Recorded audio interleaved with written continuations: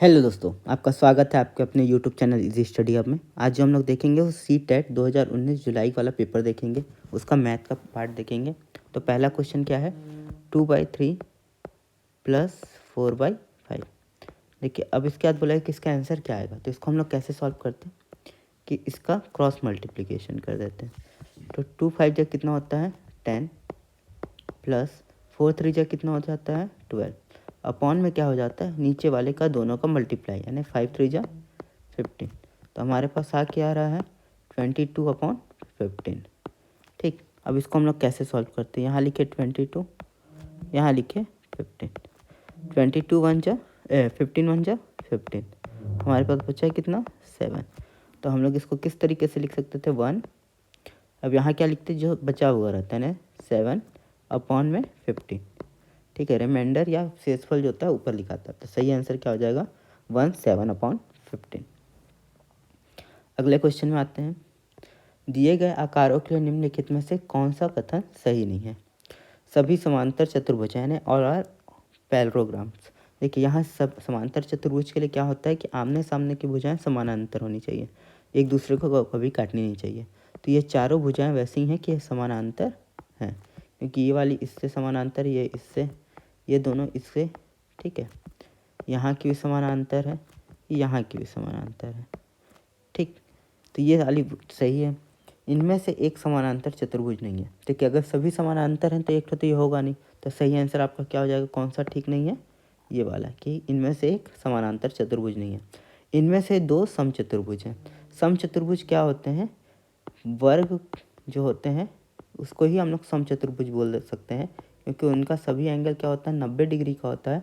वो टिल्टेड भी हो सकते हैं या फिर वर्ग भी हो सकते हैं। तो यहाँ देखिए 90 डिग्री है, ये भी 90 डिग्री है, और आमने सामने की भुजाएं इनकी क्या होती है बराबर होती है।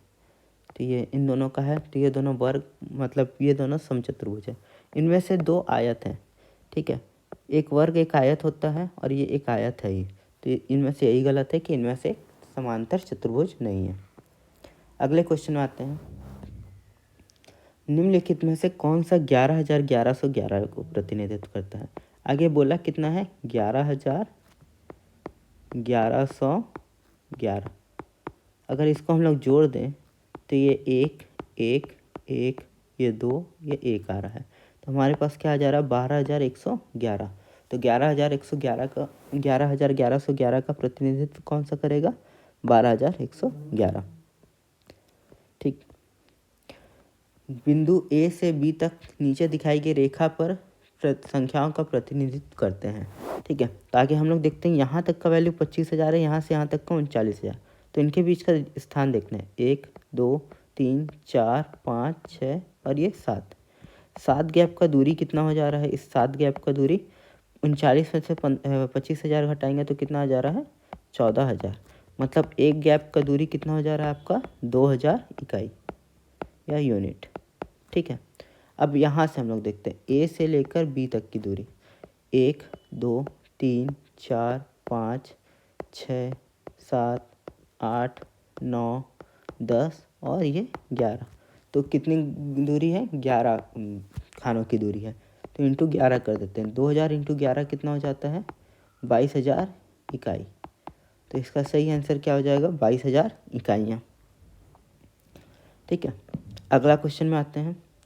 3 सही 1/4 kg चीनी से 1/16 kg के कितने पैकेट बनाए जा सकते हैं। आगे 3 सही 1/4 को हम लोग पूरे सिंपल फॉर्म में बदल देते हैं kg को।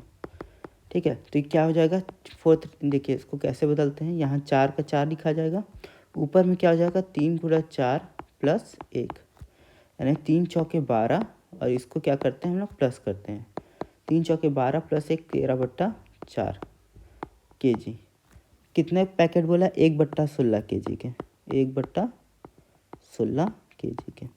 देखिए अब वहाँ क्या लिखा गया, ऊपर में हम लोग का देखिए ये 13/4 है, नीचे में 1/16 है। तो ऊपर वाला जो है 13 ये ऊपर हो जाएगा, नीचे में क्या चल जाएगा 4, और इसमें से जो नीचे में था तो एक यहाँ आपका नीचे रह जाएगा और 16 कहाँ चले जाएगा ऊपर की ओर। तो अब हम लोग इसको कैसे काट सकते हैं, 4 × 4 4 चौके 16, तो ये कितना हो जाएगा 13 चौके 52। तो इस तरीके के कितने पैकेट बनाए जा सकते हैं 52 पैकेट बनाए जा सकते हैं। ठीक है। अब अगले क्वेश्चन में आते हैं। हरीश ने 18:40 बजे अपनी यात्रा शुरू की और 22:20 बजे यात्रा समाप्त की। यात्रा पूरा करने में कितना समय लगा? ये कितना पे समाप्त किया? 22:20 और चालू कितना किया था? 18:40। तो इसको हम लोग घटा देते हैं, तो ये देखिए 0 हो गया। अब देखिए 2 में से 4 नहीं घट सकता, तो इसमें से 1 घंटा उधार ले लेते हैं। तो 1 घंटा उधार मतलब 60 मिनट का उधार लेते हैं। तो 80 मिनट हो गया। इन दोनों को अगर जोड़ दिया जाए तो 80 मिनट और ये हो गया 21। ठीक है, तो 80 में से 40 गया तो 40 मिनट आपके पास बचा। और यहाँ आपके पास बचा कितना? 21। 21 में से 18 को घटाएंगे तो आपका आएगा कितना? 3। तो आपके पास कितना आ जाएगा? 3 घंटे 40 मिनट। तो ऐसे आप इसको बना सकते थे। ठीक है, अब देखिएगा सी टेट के क्वेश्चन जो होते हैं प्राइमरी लेवल वाले बहुत ही ईजी आते हैं, ज़्यादा टफ नहीं रहते मैथ के। अब यहाँ दिया है 200 ml और 300 ml। देखें 200 ml और 300 ml माप वाले बर्तनों का उपयोग करके 2000 ml आयतन की एक बाल्टी भरनी है।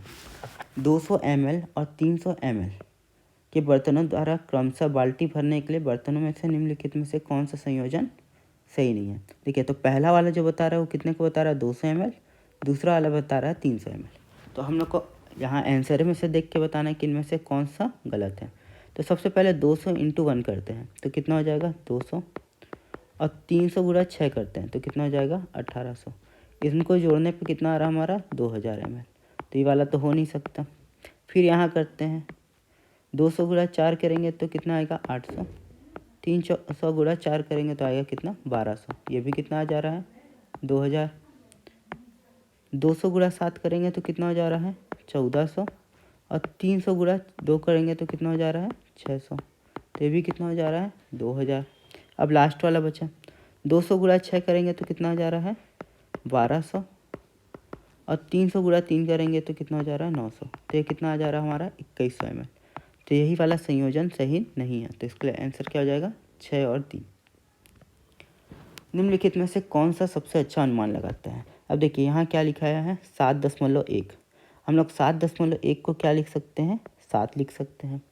और 3.85 ये 0.5 से ऊपर है। ठीक है, तो इसको लिख सकते हैं 3.85 को। देखिए या तो 3 लिखना है या तो 4 लिखना है, तो हम लोग यहाँ क्या लिखेंगे? 4 लिखेंगे। और 9.09 को, ये देखिए 0.5 से छोटा है तो इसको क्या लिख सकते हैं? 9। तो इसका सही आंसर क्या हो जाएगा? 7 × 4 बट्टा में 9। यदि ग्रिड में एक छोटा वर्ग 4 वर्ग इकाइयों का है तो ग्रिड द्वारा बनाया गया आयत का परिमाप क्या होगा? देखिए ये एक एक इकाई है, तो यहाँ से हम लोग को परिमाप याद करना है। तो परिमाप क्या होता है? इनके द्वारा चली गई कुल दूरी। तो ये 1, ये 2, ये 3, ये 4, ये 4 इकाई हुई। ये 1, ये 2 इकाई यहाँ से चला। फिर यहाँ कितना चला है? ये 4 इकाई चला है। और फिर ये कितना इकाई चला है? 2। इन चारों संख्याओं को हम लोग जोड़ देंगे। 4 + 2 कितना होता है? 6। 6 + 4 कितना होता है? 10। और 10 + 2 कितना हो जाता है? 12। तो हमारी टोटल इकाइयाँ कितनी हो जाएंगी? 12 इकाइयाँ। ऐसे आप इसको निकाल सकते थे। एक बच्चे ने 5 विषयों में से प्रत्येक में 75 अंक प्राप्त किए। अब बोल रहा है क्या? प्रत्येक में 75 अंक प्राप्त किए। बच्चे द्वारा प्राप्त अंकों की मध्यिका क्या है? अगर सभी ने 75 अंक प्राप्त किए सभी सब्जेक्ट में, तो इसकी मध्यिका भी कितनी हो जाएगी? 75। दिए गए ठोस में से निम्न में से किसको मोड़कर ये बनाया जा सकता है? ठीक है, तो यहाँ आप देखेंगे एक नीचे है त्रिभुज और एक यहाँ सामने है, एक यहाँ ये वाला है और एक बाहर वाला है। मतलब हम लोग को ऊपर में 3 त्रिभुज, तो हम लोग जब इसको ऐसे और इसको ऐसे मोड़ दें तब इस केस में ये बनाया जा सकता है। या फिर इस तरीके का जब भी रहे, ये एक तरीके से आपको क्या दे दिया है? एक पिरामिड टाइप का स्ट्रक्चर दिया है जो कि इस तरीके के ही फिगर से बनाया जा सकता है। इसको आप मोड़ के देखेंगे तो ये वाला एक भाग बन जाएगा, जैसे ये वाला नीचे वाला त्रिभुज इसको बता रहा है। ठीक है, ये वाला इसको मिटा देता हूँ, थोड़ा समझ में आएगा फिर। ये देखिए ये जो नीचे वाला त्रिभुज वाला भाग है, ये वाला भाग किसको बता रहा है? इस भाग को बता रहा है। ये वाला किसको बता रहा है? ये इस भाग को बता रहा है। ये वाला जो है आपका इस भाग को बता रहा है। कौन सा कलर चेंज कर देता हूँ, इस भाग को बता रहा है। ठीक है, और तीसरा वाला जो है ये कौन से भाग को बता रहा है? इस भाग को बता रहा है जो कि ये वाला है। तो इस तरीके से इससे बनाया जा सकता था। ठीक। यदि निम्नांकित पाई चार्ट में लाल भाग 40 हो तो सफ़ेद भाग कितना होगा। लाल भाग 40 हो मतलब कुल का 1/2 भाग, 1/2 भाग ही लाल, वो कितना है 40 है, तो कुल भाग कितना हो जाएगा। अगर किसी का आधा 40 है तो उसका कुल भाग कितना हो जाएगा 40 × 2 बराबर 80। 80 उसका कुल भाग है। सफ़ेद भाग कुल का कितना है 1/8 भाग है, यही बोल रहा है ना, कुल का 1/8 भाग है और कुल कितना हो गया 80, तो 8 × 1 = 8, 8 10 में 80, तो कितना हो जाएगा 10। यहाँ देखिएगा स्पेशली दिया है लाल भाग ना, तो ये लाल भाग यहाँ है। निम्नांकित ठोस का आकार निरीक्षण कीजिए। ठोस का ऊपरी सतह, अगर ऊपर से आप लोग देखेंगे तो एक ये वाला सतह दिखाई देगा, एक ये दिखेगा, एक ये दिखेगा और एक ये दिखेगा, तो मतलब ये 4 ठो आपको लाइन दिखाई देंगे, उसके अलावा कुछ नहीं दिखाई देगा। ठीक है। उसके बाद है निम्नलिखित में से किसकी लागत अधिक है। 250 रुपये प्रत्येक पैकेट वाले 200 पैकेट, तो इसका मतलब क्या हुआ 250 × 200, तो इनकी लागत कितनी हो गई 25 दूना 50, ये हो गया आपका 1000। ठीक है, 50,000 आ जा रहा है। ठीक, और ये 200 पैकेट वाले 20 दर्जन, 250 रुपये वाले 20 दर्जन, 20 दर्जन मतलब 240। ठीक है, एक दर्जन मतलब एक दर्जन में आपको देखे होंगे कितने केले होते हैं 12, तो 20 दर्जन में कितने हो जाएंगे सामान, या कि 12 × 20, तो कितना हो गया 240। अब यहाँ देखिए दोनों में शुरू का अमाउंट 250 अधिक है, तो इसमें से कौन सा अधिक होगा 200 सामान की 240, तो हमेशा कितना अधिक होगा 240, तो सेकेंड वाला हो जाएगा। अब क्या है -1 +1 -1 +1 -1 में सम संख्या पदों का योग कितना होगा, तो सम बोला है तो यहीं तक ले लेते हैं। कितने टर्म है 1 2 3 4 5 6, ये तो सम ही हो रहा है ना, तो यहीं तक का ले लेते हैं। 1 में से 1 घटाए 0 आ गया, 0 में से फिर यहाँ कितना जा रहा है 0, 0 में 1 जोड़े 1, 1 में से 1 घटाए 0, देखिए 1 में से 1 घटाए 0, फिर +1 किए +1 आया, फिर यहाँ से घटा दिया तो फिर 0, फिर +1 आया, फिर ये कितना आया 0। तो अभी जब भी देखेंगे सम संख्या वाले में हम लोग आ रहे हैं तो हमारा आंसर क्या आ जा रहा है 0, तो इसका सही आंसर क्या हो जाएगा 0। ठीक है, तो इतने क्वेश्चन थे इसमें जो आपके आया था, 15 क्वेश्चन आपके जो आए थे मैथ के। तो आशा करता हूँ कि आपको ये वीडियो पसंद आया होगा। अगर पसंद आया होगा तो प्लीज़ इस चैनल को लाइक शेयर और सब्सक्राइब जरूर करिएगा। Thank you.